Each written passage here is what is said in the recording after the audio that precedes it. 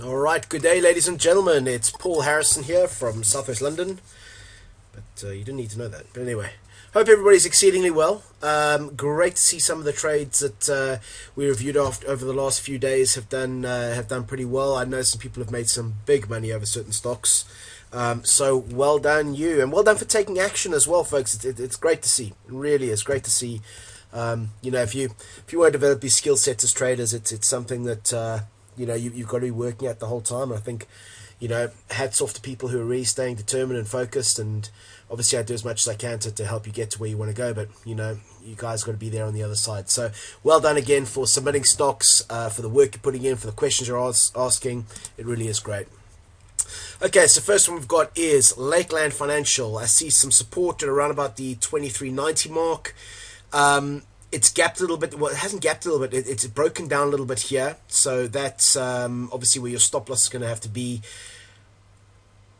It's not the kind of stock that puts in good entry points, if you notice that. Okay, I mean, this has opened up. This is now, I think, today, just before the actual retail markets open up. But a big down day yesterday. It's bounced off there as well. But it's not putting in good entry points. So something me as my trader myself personally, probably something I wouldn't be overly excited about, because I do like to trade cleaner looking charts. Okay, here we have is Red Hat, one that's come up a number of times. I know some people have made I know people made a fair amount of money trading it down here from around about the $60 mark down to the $47 mark, so made some big money on that. But here we have the downward trending bounces, bounce. Probably we missed this entry point here. Might be interested, should have come up a little bit higher again. It's got a pretty decent range on it. Okay. Then we have Fire, F-I-R-E, which has got some support around about the 41.40 mark, maybe a little bit lower. We can move that down a little bit lower for that trade. It looks like it's rallied up a little bit today as well. But again, a little bit of a messy stock. Then we have UPL, which is a support line around about the $17.50 mark. We've got bounce. We missed this one here by maybe a couple of days. Should have come back down again. You've got your fourth bounce. You may want to use a limit order.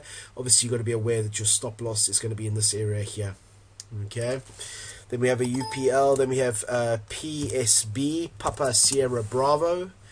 And an area of resistance around here. I might even be tempted to move it up a little bit. Let me move this. Delete. No, what am I doing? Come on, Harrison, man. Play the game. Okay, for some reason it's not wanting me to actually move that resistance. Okay, I'd be happy to move that resistance line up a little bit higher, because you do have these bounces here. And obviously moving in your resistance line a little bit higher doesn't always mean you're going to get into the trade. However, what it does mean is you're going to cut down on your potential loss. Okay, so that could be quite interesting as well. Then we have Tango Hotel Golf, area of resistance around about the $41.15 mark.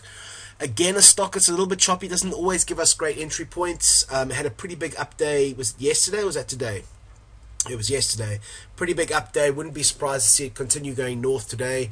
If I was looking to trade this, then I'd potentially, well, most certainly want to use a stop order. Pretty decent range on there as well, providing you get your entry point right. THG, then we have IRF. Another stock that's come up a number of times. And what we have here is a downward trending resistance line. Maybe missed it by a day or two, but should have come back up there again to retest. Might be of interest. JDSU.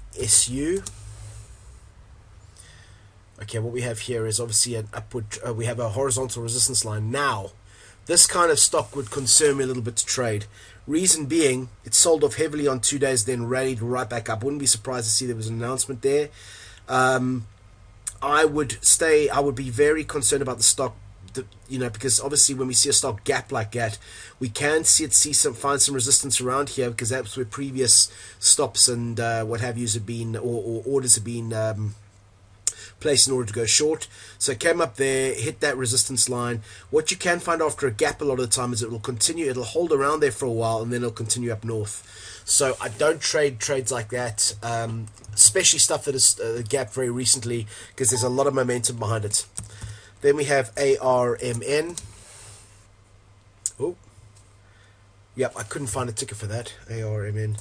Then we had ARNA, Alpha Romeo November Alpha. Some support around about the $7.30 mark, $7.40 mark.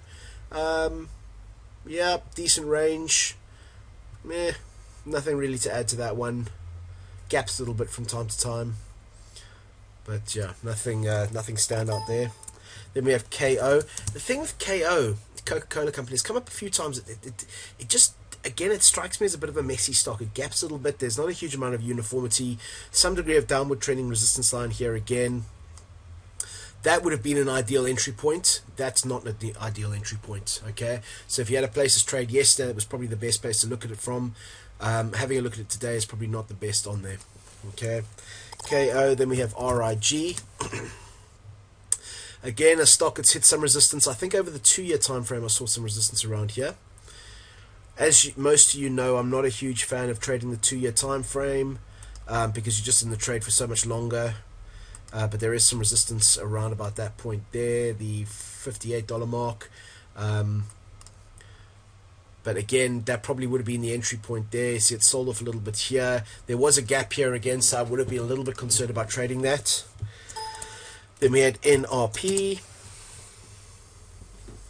And we go back to the 1-year time frame. Folks, I always look at the 1-year time frame. Very seldom will I go for the 2-year time frame unless you've put it up there and I can't see some resistance or support. But I'm always, when I'm trading, I'm just looking at the 1-year time frame. And what we have here is a resistance line around about the $22 mark. Some internal support around about this area here. And a pretty docile stock as well. It doesn't move really aggressively, particularly when it comes up to resistance. Okay, and it's put in some indecision there, which indecision is what we're always quite happy to see when it comes up to the resistance line, because we're actually expecting the stock to change direction, aren't we? So that's really what we're looking at there. AEM, an upward trending stock. Again, it's put in a few different. I mean, that is right there is absolutely textbook as far as an entry point. It's come down. I think this actually was one that came up recently, but the stock put in the doji there, went back up, probably because a lot of people were trading it around about that point. Went back up, it sold back down. When I'm seeing this kind of thing, it's coming back down to the resistance line. If you were interested in trading this, obviously you're going to have to use a stop order because it's an upward trending stock. Yeah, I would be most definitely looking at a stop order if I was going to trade this, because it's put in a sort of what they call a shooting star here, and it's put in a little bit of a hammer here as well. So doubly sure I would most certainly use a stop order with that trade if I was going to trade it. Then we have ELP. Nice longer term downward trending resistance line. The stock again has come up to the resistance line here. Let's have a look at the bigger scheme of things. Clear zoom. Yep, the lows are getting lower. It's nice passive stock, man. You know, these passive stocks don't make you a lot of money very, very quickly, but they're a lot more uniform than the real quick moving stocks. Okay, so again, it's downward trending, therefore you would have to use a stop order if you wanted to trade the stock. But again, a pretty decent range. A short-term upward trending support line, which you're probably going to hit, but should it come all the way down, then obviously there's some big money on the table there as well. Then we have CPLA. Some support over these last 3 bounces. I don't like this though. This is actually broken through the support, and I wouldn't trade anything that has 3 bounces in less than 1 month. Less than 4 months. Okay, so it's a little bit short term if I was looking to trade that. Then we have TRC, Tango Romeo Charlie. A resistance line along this this point here at $31. We'd probably have to move that stop loss up a little bit. Again, this is a stock that moves very aggressively. It's an aggressive moving stock, which is great when you're on the right end of the trade. Also notice how quickly it sells off, but it does rally quite quickly as well. So, yeah, just be aware of that. Again, you're dealing with personalities of stocks here, folks. And this is an aggressive stock. You deal with an aggressive stock very differently to, you deal with it in a different way to what you deal with one that's got a passive manner. Okay, then we have TXT. again a pretty decent range, 28.70. There's maybe some internal support around about the $25 mark. Let's put in 2 shooting stars, which are normally downwards indicators. Yeah, not much more to add there. You got your 3 bounces, so you would be using a stop order there, as it's your 3rd order and it's a horizontal stock if you were to trade it. Then we have CDE and a nice upward trending stock, pretty uniform. It does again it's given previously, it's given, you know, it comes down to the support line, a lot of indecision here, then it goes up, and again relatively passive stock. Clear zoom. Let's see what it's done over the last couple of days. You see what it's done here is it's sold off relatively aggressively, and some indecision, and then it bobbled all the way up. You've got to have patience with these kind of stocks, folks. If you're trading these kind of stocks, you've got to have patience with them. Let's see what it's put in there. And again, it's put in that same indecision. There's a slight down there. You'd have to use a stop order if you were looking to trade that.